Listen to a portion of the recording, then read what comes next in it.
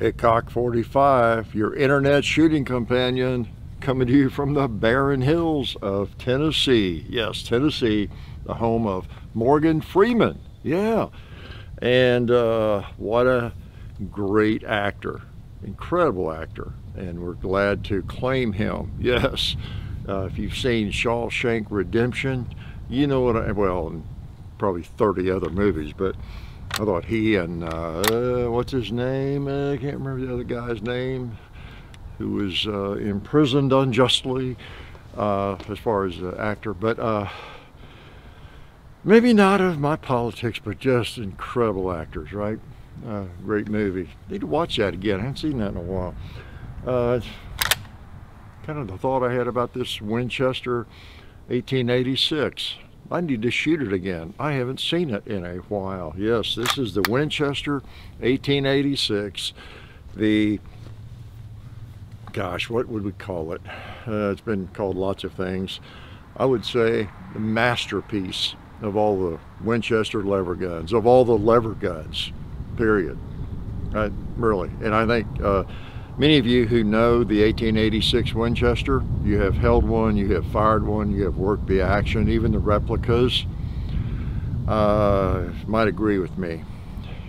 Take every lever action firearm ever made, and there are a lot of cool ones, right? The Henrys and you name it. I'm talking about the real Henrys, the old ones, and it just and the new Henrys and everything, Marlins, you name it.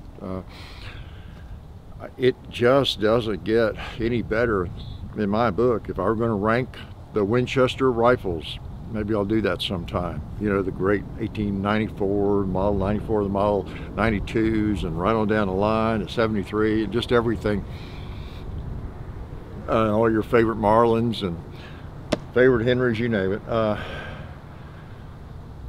Italian-made guns, replicas. The 1886 is really the ultimate lever gun. Yep, smooth, purdy, and powerful. Yeah, in most chamberings, it's bigger than the others. It's heavy. Yeah, so that might be a negative for you. But man, what a beauty! Loads like butter.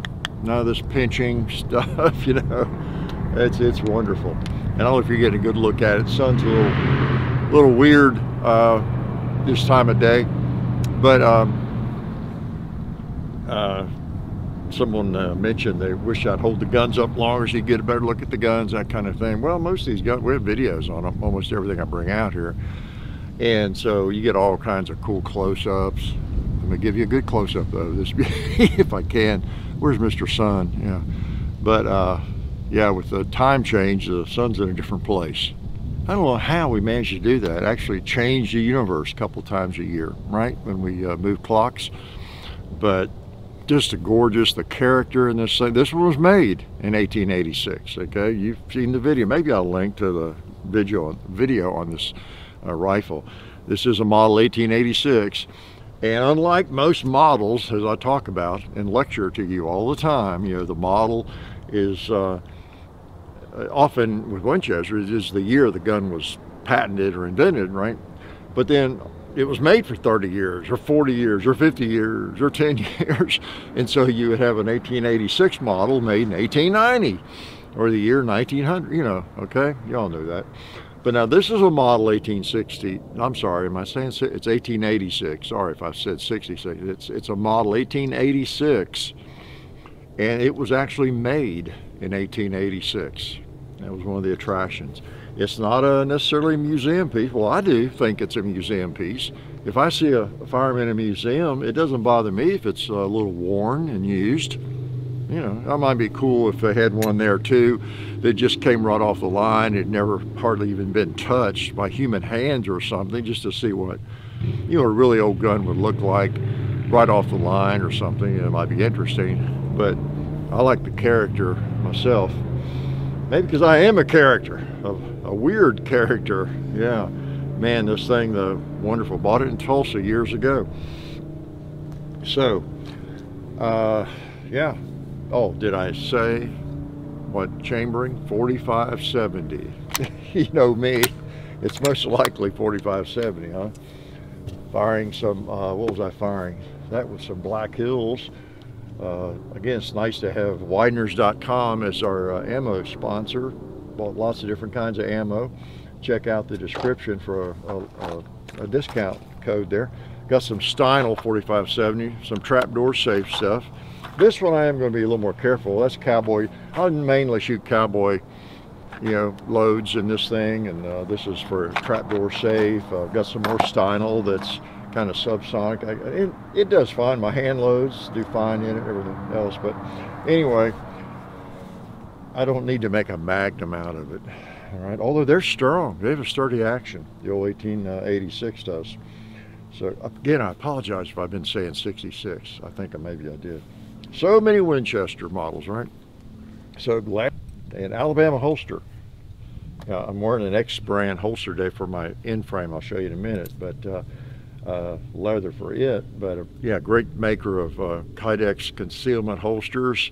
I always have one on me. I do today. I have 2 holsters on me today. One of them is some random leather thing, but the other one is an Alabama holster. Is that legal? Is that okay to have 2 holsters on you? To have a Kydex holster and a leather holster and have 2 guns on you? You think I'm legal? Think I'm illegal? I should be, right? I try to live in a state, a country where there is this thing called freedom. Yep. Working on that to keep it that way too, right? So Talon grips and Balisol, we appreciate you all as much as anybody. And oh man, this is what makes, oh here we go, let's upset the hopelophobes, the gun haters, the crazies out there, the loony left. There is a loony right, but there's definitely a loony left, right? So, you know, I don't play party politics. There's loonies on both sides, but I started to say, what was I going to say? Now I forgot what I was going to say. I was going to say something about how lovely this rifle is, just so I can, feed into their stereotypes. You know, people like to believe, they're going to believe what they want to believe, right? They get a narrative going in their group or whatever, and they're going to believe what they want to believe. They believe anybody that's into firearms like this is some redneck living in the woods, some old man in Tennessee, you know, like me, right? They don't know I could conjugate verbs with the best of them, right? No, it's yeah, that just makes people feel better about their opinions, to, you know, that confirmation bias, or just confirm it and sit around their coffee shop and talk about the rednecks that have guns and clinging to their guns and their Bibles, or what, you know, the line from a few years back, elections back. It just you know, feeds into their narrative, you know. And that's not to say that every political party isn't guilty of that, right? We all do it to some extent. But the difference is, my narrative that I adhere to is the right one, the correct one. Well, I think it is, you know. Anyway, nothing's perfect outside of me, right? So this is a beauty. It is a beauty, I'll tell you. Man, what was I going to tell you? Again, beware of the giveaway scams. People, I started saying impostering me, create a new verb. People pretending to be me on various platforms that I don't even participate on. And don't forget the Hickok 45 Clips channel. John's still cranking them out every day. He put up one of those a couple days ago, well, several days ago, that was some basics that I was, years ago I did teaching, like I know something, like I know how to, I was acting like I knew how to shoot, and trying to help people with the basics of shooting and trigger control and stance, follow through and all that kind of thing. And I think he pieced together from a couple of different ones, maybe. I don't remember. I don't remember in that video, because we did it right over here, that showing stance and different things. And then some stuff on the main range, and I think he took from a couple of different ones. I don't remember the video. They're so long ago at one point. And I looked at it, I think, okay, I guess that's okay. I get a little nervous about advising people on certain things, proper shooting techniques and that kind of thing. You know, because I know my limitations, and I am kind of a, I will say redneck, you know, I use the term loosely, like a like backyard's a better term, I guess, but I'm just sort of a backyard expert, you know, like a shade tree mechanic, that sort of thing. I just learned to shoot on my own, and I don't know if I do what I do, my technique is correct, works for me, but you know, it may not be for you, so I'm always reluctant. I tell that story I've told you all that have been around a while. I just shoot so much, and I've always enjoyed shooting, and you know, people exaggerate my skill level, for one thing. If you shoot a lot, you can hit like I do. You know, I'm not doing. There's people way more proficient than I am. So many people who outshoot me with, you know, one hand. You know, and I'm not just saying that. I've shot with them in matches. You know, so I know where I am on that scale. And but you know, John and I can hit, you know, targets reasonably sized because we shoot a lot without too much trouble. If we've got our sights on, know where to hold. But oh man, now I forgot where I was going with all that. I had a point to make about that, and I'll probably come back to it because well, yeah, well, okay. I was talking about that video, and you know, the fundamentals of shooting. And I hesitate to give people too much advice, but you know, there are some basics. There are some basic things like the follow through in almost any endeavor you're working on, and stance and different things help. But I know where I was gonna, yeah, that's where I was talking about. And I was gonna go over that. I was at a basketball camp when I was junior in high school, I guess, and it was at Georgetown College in Kentucky, and these names wouldn't mean a lot to you, maybe. They might, but a couple of star players from UK at that time, I guess they were still playing at that time, you know, and Pat Riley, who coached the Lakers and owns or whatever, manager of the Heat, right? He was on that, what, the Fab Five or those championship teams, and at that time at UK. And Louis Dampier, if you know the name, he was like an incredible shooter, and he was incredible. So was Pat Riley. But they both came to that camp to talk to us about shooting. I'll never forget that Dampier was the one. He was like the Michael Jordan or something. I mean, he was an unbelievable shot, or like the young guy with the Warriors, you know, that shoot three-pointers all day long, his eyes blindfolded. Anyway, Dampier was unbelievable as a shot. And let's see, he was there the first day, I think. No, maybe he was the second day or later. But anyway, Pat Riley came and gave just a short seminar, explanations about shooting. I remember sitting in the bleachers, and all of us, and he was talking about what he looks at when he shoots the ball, how to follow through, whatever he does with his finger and the hold and the grip and everything, you know. And he took a couple of shots, and he went into the technical aspects. That's why he was a good coach, right? And it was interesting, you know, all that. And he was talking about what he looked at, the front of the rim or the back of the rim, I forget, and all that. And I was putting all that in my computer brain and everything. Well, then Louis Dampier comes in, like the next day, I guess, and he's actually a better shot than Pat Riley, and on the same team, UK and everything. And the coach who was, you know, working the camp and everything, so was asking him questions. He wasn't as good a teacher, put it this way, but he says, so he was just talking about, he didn't say much that I remember about shooting technique and everything. He was just, I just kind of shoot, and the coach kept asking him, what do you look at? He was asking some of the questions that Pat Riley had answered the day before. You know, well, what do you think about? What do you look at? And which finger do you point with? All these kinds of technical things and details. And Dampier, I don't think so. I'm not sure. You know, that kind of. You know, what do you look at? I don't know. And I thought it made such a great point that he was just a great shot because he shot so much, you know. And it wasn't like he figured out one day what he should look at, the front of the rim, the back of the rim, and all those kinds of things. Interesting. I don't know what it has to do with shooting. It does have a little bit to do with any skill, doesn't it? You work at it, and if you're consistent, you will get good at it. Now, that's not to say you can just go out and shoot a pistol. The things that I talk about in that video are important. You know, your stance and all that kind of thing, and your trigger brake and your sight.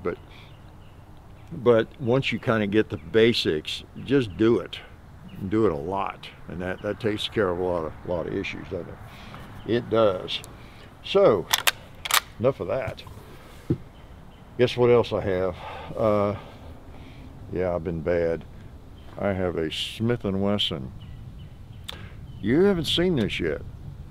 Let's say it's loaded. So let me shoot it, then I'll show it to you more closely. Okay? It is a gun that I should not be shooting right here where I am. But I'm gonna do it anyway. All right, let's cock it.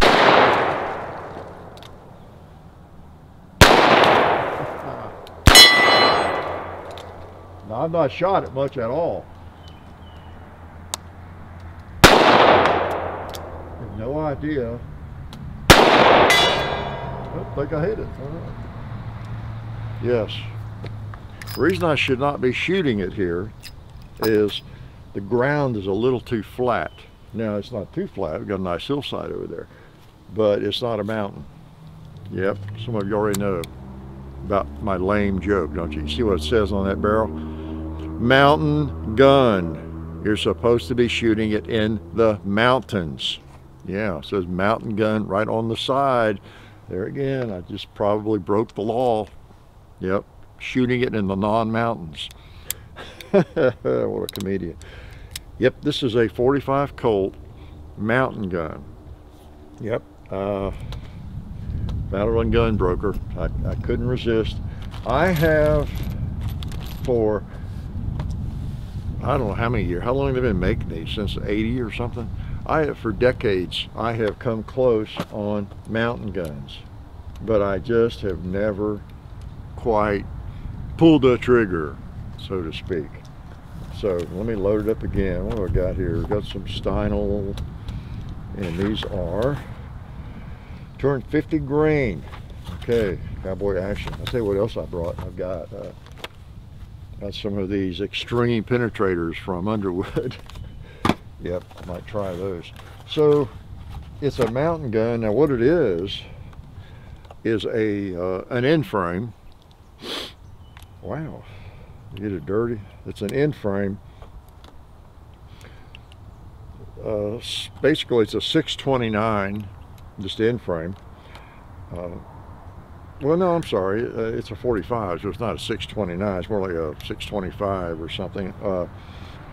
You're such an animal. Yeah, it's a 45 Colt, but it's like a 629. If I held up to, yeah, 629, but with a different kind of barrel. All right, chambered in 45 Colt.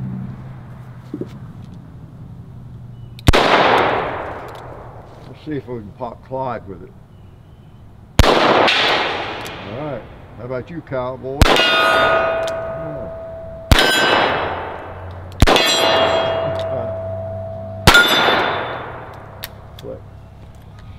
And you might be wondering, why, pray tell, do they call it a mountain gun? Like, why would they make a firearm you can only fire, carry in the mountains? Well, that's not exactly true, is it? It's because it's a little lighter, and you could carry it while you're hiking in the mountains, right? It's a little bit lighter. Why is it lighter? Well, the main thing that makes it lighter is the barrel. You notice the contour, and notice the front of it. It doesn't have a lot of meat in it, does it? I don't know if you can see that. It's obviously unloaded and opened up, but you know, it's not a heavy barrel. It has that contour that the 44 Specials have, the Model 27, the Model 28, 357s have, you know, lighter weight. It's a 4-inch barrel, makes it a little lighter, and it has that, it doesn't have as much meat on it, okay? And then maybe the cylinder, I like the way it's beveled, but you don't have a lot of meat taken off the cylinder. You don't want to have too much meat taken off of it. That's where you need your strength. So it's not alloy or anything, and it's just a little bit lighter, and you can definitely tell the difference. I've had a lot of 4-inch end frames, so you can tell the difference, but it still shoots fine. I've always thought they look cool.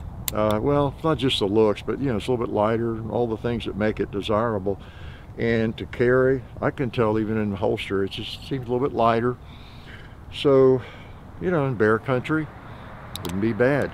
Now, you might ask, why wouldn't you want this in 44 Magnum? And it is a tough decision if you're looking for a mountain gun, I guess. I've got so many nice 44 Magnums though, in 3-inch and 4-inch like this. They're not mountain versions, but you know, so the 45 appealed to me. And plus, it'll handle a stout 45. In fact, why don't we just go ahead and shoot some of these Underwood penetrators and see if we can penetrate something extremely. Now, this isn't a regular video on Sunday. I didn't bring out a bunch of test medium or things to shoot. These are the extreme penetrators. You've seen that. Wonderful. Is that the bull? I guess is Lehigh. Who makes that now? I don't know. But it's that penetrating copper bullet, and 45 Colt. So I've got a box of those and the 44 Magnum in the same bullet from Underwood. And these would not be bad because as a bear defense firearm, not bear hunting, but it's bear defense, because penetration is everything. When Grizz comes after you, right? So I don't have anything really to test penetration on, other than that paper, I guess, right? Yeah. It's pretty hard.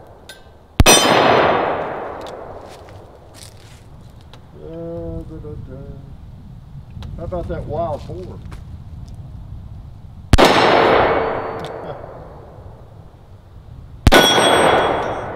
Penetrated that. So, yeah, that's cool.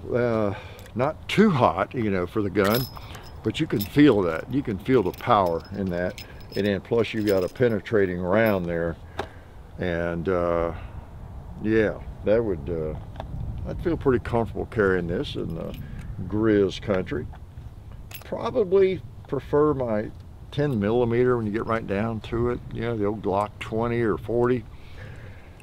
Or my FN 510, you know, 10mm with, you know, 15 rounds or more. It's hard to ignore that. And it's obvious why that has become, you know, those sorts of firearms have become more popular as a bear defense firearm, you know, in Alaska or wherever. Bears roam wildly and could come after you. Again, not for hunting, but just to have on you. Because, you know, there's 15 shots versus 6, pretty appealing.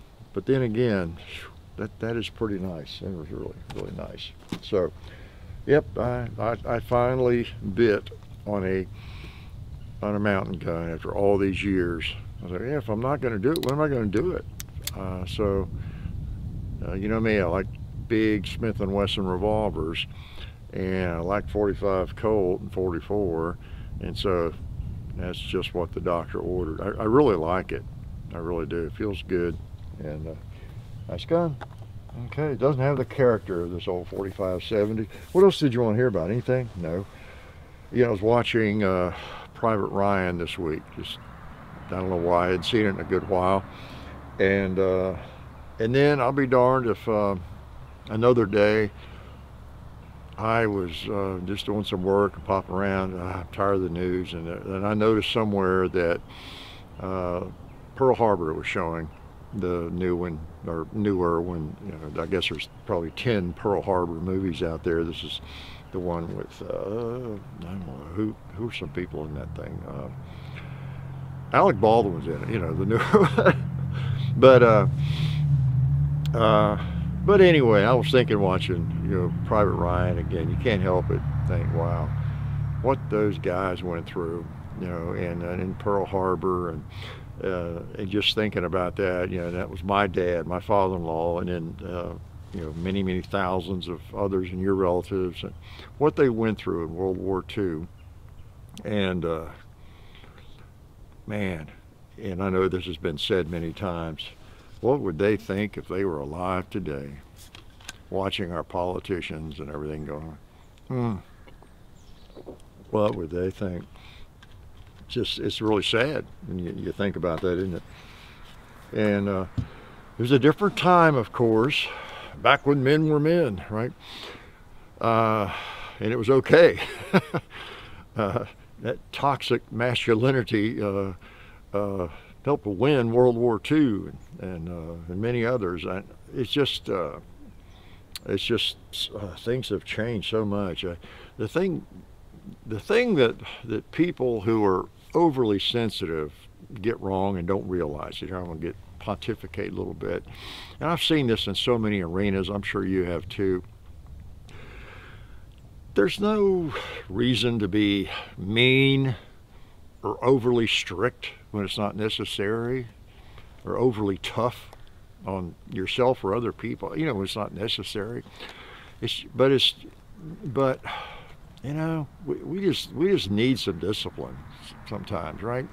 Growing up, and people are just afraid they're going to offend everybody, afraid they're going to offend somebody. And you know, boy, my dad's generation was like that.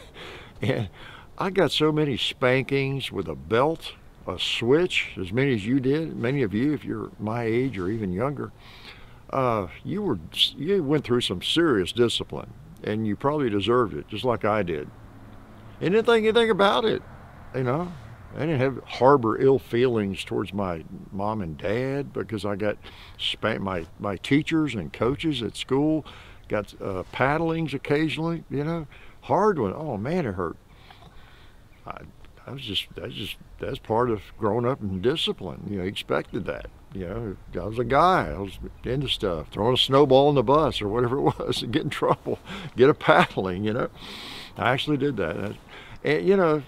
And you know, just guys especially, you just need somebody to be strict with them at times. That's just my opinion, being a guy and growing up like that. But we're just afraid to hurt somebody's feelings, you know, or they won't get over it. You know, and of course, and then you see what happens to society. The thing I saw when I was teaching, you know, 29 years. I saw over and over and over again. And what you have to do if you're a teacher, you're going to go into education, and you've got a class full of kids, you know, it doesn't matter what age they are. Well, it does, but I mean, kids are going to be kids. They're going to get by with what they can, right? So you got to be pretty strict, or else it's chaos. Think about classrooms you've been in as a student or a teacher, and how difficult it was to learn anything, and how you didn't even enjoy that class because it was chaos. You know, you couldn't hear the teacher. It just was no fun. Maybe you were even picked on more because there just was no discipline in that class. And I have seen that happen so often with teachers, often with new teachers, and then just teachers that they just want the very best for their little kiddies, and they want to, you know, they'd read all the books on education and how to treat people properly, and not be offensive, not be overly strict, unnecessarily strict, and you know, so they felt really good about being so nice to every single student in that classroom, but chaos reigned. Kids weren't learning anything. The kids next door might not be learning anything because it's so loud in that classroom. And the kids run, you know, the inmates running the asylum. You know, the kids running the classroom. You've been there. You've seen it if you've been through school, right? And you didn't even respect that teacher, right? I mean, I can think of 2 names in middle school that I had like that. Didn't learn much. Nobody respected the teacher. The guy, he was just a fool, you know. And you know, in the 8th grade, I had a math teacher like that. It's just long ago. Nobody would know. I do remember his name. In first period, I had a science teacher, and then later in the day, I had this math class. And my science teacher was my homeroom teacher. Big guy. Well, he was Mr. Ryle. There's a school named after him in Boone County, Kentucky. And I remember him, kind of a big guy, tall guy, big guy. And everybody liked him. He was really, really fair and personable, but man, you didn't mess with him at all. You say something smart to him and you were afraid you might not make it out of that classroom walking, okay, but not that he was threatening anybody. It's just, you know, you paid attention, but everybody liked him, and he was a good disciplinarian, but a really nice guy.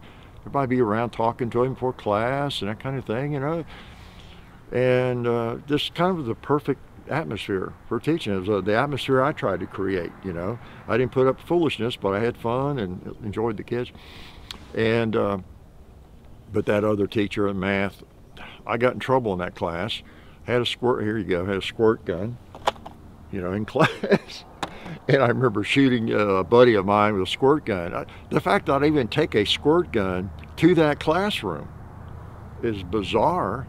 That would be the last thing on my mind with Mr. Ryle. And I think I might have gotten a paddling in there. I shot at another guy in the class. He had a squirt gun too, and it missed him. We hit the board over there on the side of the room, and the goofball, useless teacher saw that, and if I, you know, he was in trouble, and so was he. But you know, it's that kind of atmosphere. So my point there is, you know, you got to be strict and not worry about offending somebody. You know, it's just, that's just what we need to do, I think, in society. I got on my soapbox there, didn't I? But man, I saw that so often in education. And some of you, if you're young enough, you might be sitting in a class just like that right now. Well, not probably watching this video, but if you're still in high school maybe or something, you might know exactly what I'm talking about. You could name names, right? It's kind of fun that you can have a little fun in that class and get by with stuff.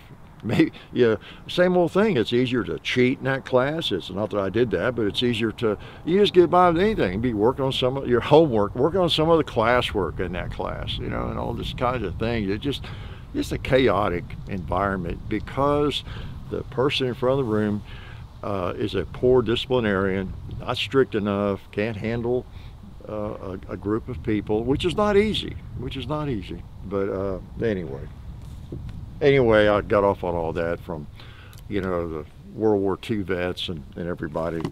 It's just a different world, tougher men, you know, and there were negatives maybe to that generation, that time period. But again, as I often say, you're going to have negatives with anything, even if people are overly strict in a certain era. Yeah, there's probably some negatives there. But I don't know, I think the negatives from being way too relaxed, you know, is being visited upon us right now. Look at the last few years, what's gone on in a lot of the cities and around. Okay, enough preaching, let me shoot. Okay, can I shoot this again? No, let's shoot this baby. Oh yeah. All right. You know, and then when people, you know, get to think about if you've gone through school with environments like that where there's just no discipline and you could kind of do what you wanted to do. Where's that Steinel? You know, that, yeah, well, subsonic, I wanted the trapdoor stuff. There we go. You go to a shooting range. Now, a shooting range, indoor, wherever, you know, sometimes a range officer can be a little bit overbearing, a little too caught up with their power, you know, that kind of thing. I understand that. But then again, they have to be. It's a serious business, right? And some people just have a hard time handling that. They don't understand why that person's so mean, you know. They're so strict on the range. I started to pull my muzzle around just a little bit and jumped all over me or whatever it might be. Or, you know, well, yeah, because someone could die from that, you know. I know it's a new experience for you to actually have to do something the right way or you get jumped on. I know that's a new experience for you, but here someone could die, you know. So, yeah, it does kind of relate to that experience. Okay, this is trapdoor, 405 grain, coated bullets. All right. Oh, this thing loads like butter. Loads like butter. Okay. I won't get it. I've yacked enough about that stuff, so we'll save any advice. That is my advice for young people. You know, enjoy having a little discipline. Okay. And try to remove yourself from those chaotic situations. All right, here we go. 45-70.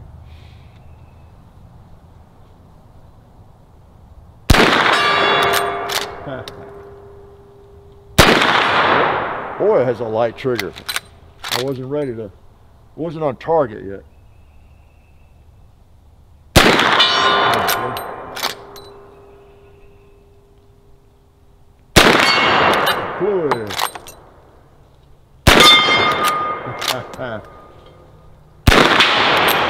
Killed Bigfoot with a 45-70. Yeah, man. Woo! 1886. Still operating. Wow. That's almost 100 years old. How old is that? That's wow. 114 plus 24. Man, that has been around for a long time, hasn't it? Yeah. So 24 plus 14 is what, 34, 38, 138 years, is that right? Yep, 45-70. Winchester, again, back when Winchester was Winchester. And as I've mentioned before, you can find now the 1886s. It's hard to find one very inexpensive, but I tell you, you can find old guns like this, especially in the 92s or the 1894 models and that kind of thing, in this kind of condition for, I don't know what, a couple thousand or something. And these run more, just 1886s just do in popular chamberings, 45-70. More desirable chamberings, I guess I'd say, but where you can get ammo for it. But it's kind of the same deal with these old guns as I've talked about with muzzle loaders. Lever guns are just darned expensive, like that new Smith, you know, or the Ubertis, lever guns, just the nice lever guns, the replicas of these old guns or whatever. Yeah, they were $1,200-1,500. All right, they're just expensive, and you can add some to that and get the real thing, and maybe not have to add a whole lot. Maybe not to add much at all, you know, and get one that's in working order, an old Model 94 or old Model 92. You can, you know. One of the advantages of the replicas is they're chambered in like the Model 92s, and especially a newer one, you can get them in 357 Magnum or 44 Magnum or 45 Colt chamberings that did not exist back in the day. But yeah, you have to do some searching or go to some really big regional gun shows and that kind of thing. Go to Tulsa and you have a lot of choices. So if you're interested, if you got a few extra dollars that you can, you know, spend on something like that, they're out there. They really are. That's the neat thing about the Tulsa gun show. If it might be a dream of yours for someone to hand you $10,000 and say, go to Tulsa this weekend, the next show, and buy yourself a Model 92 or Model 1886 or a model, whatever it is. If you won the lottery, man, here's $10,000. You got to come back with a nice old lever gun, which if you didn't like lever guns, you wouldn't care anything about it, right? But you could sort through at that show, for example, I don't know, at least 50 of these, maybe 100, you know.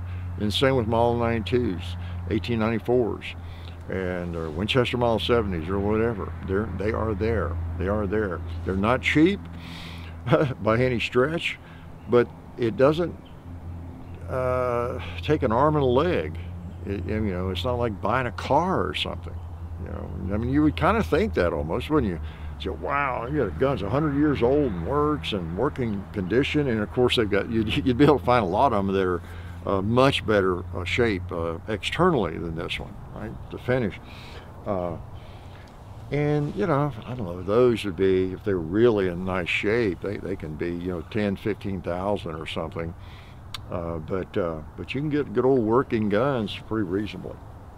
So what else do you want to know?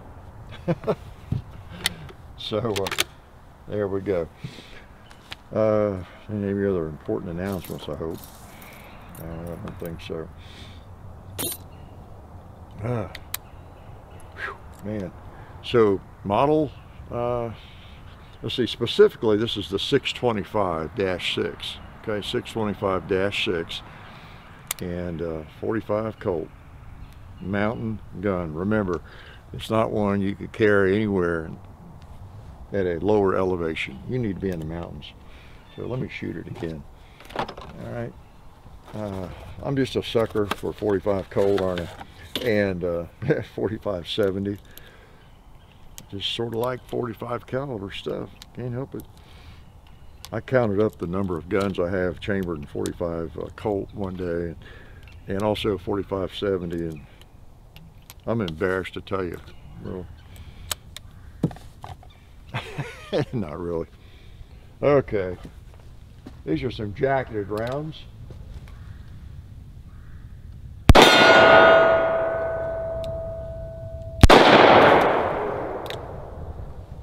Did I ever hit the gong with this thing? Let's see, where the hole. There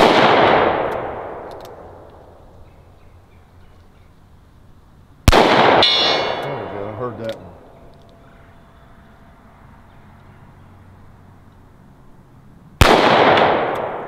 Didn't hear that one. Heard that one. Yep. Wasn't holding quite high enough there. Okay, so the sights seem like they're pretty much on. I don't think I'm gonna have to do much moving around with the sights, so I might just stick my my extreme penetrators in here and head for bear country, do some hiking, right? Yeah, man. All right, 45 Colt, not bad, not bad. Again, you notice that the difference there in the front of that muzzle. You don't have a lot of meat in that barrel. Now you might be thinking, whoa, that seems fragile. That seems fragile. Wouldn't that blow up? Well, you think about it. What part of the firearm is really undergoing the pressure? Most of the pressure. You're the cylinder, isn't it? Yeah, right in here. And then going into the forcing cone, you know, so all that is, you know, your standard thickness and everything there. And then the barrel, though, contours, you know, down and safe space. Because once the bullet gets here, I don't know, you're not likely to have any issues unless you got a squib load stuck in the barrel. Then you're in trouble either way. But so it's kind of a nice design. I've always liked that, those contoured barrels. Like I said, on the Model 24, the Model 27, they just look nice. I guess I'm sick. Yep, I'm sick, all right. I'd like to shoot one more time before I make you leave. Which would it be? I bet you'd rather see this. All right, let's shoot this thing. 45-70. And that's the one thing in the 1886 models, at Tulsa or somewhere like that. There is no place like Tulsa, but a major gun show. If you come up on a table of old lever guns like this and there's 10 Model 1886s, well, what's going to happen is only one of them might be a 45-70. Yeah, or two, or none. It just depends. But that's the thing. The 45-70s get scarfed up by people like me. Like I wouldn't have bought this one if it had not been 45-70. There's nothing wrong with some of the other chamberings. It's just the round that I've got guns for, and ammo and brass and all that. So it's a favorite. And there's some others I've thought about. 38-55 would be kind of cool sometime. But gosh, I've so many different chamberings. I don't really. I don't need to branch out. I've been branching out for 50 years. That's my problem. Done a little too much branching. All right, we got a few more rounds in this baby. Let's shoot something like a hog. Yeah. Be a good hog gun, wouldn't it?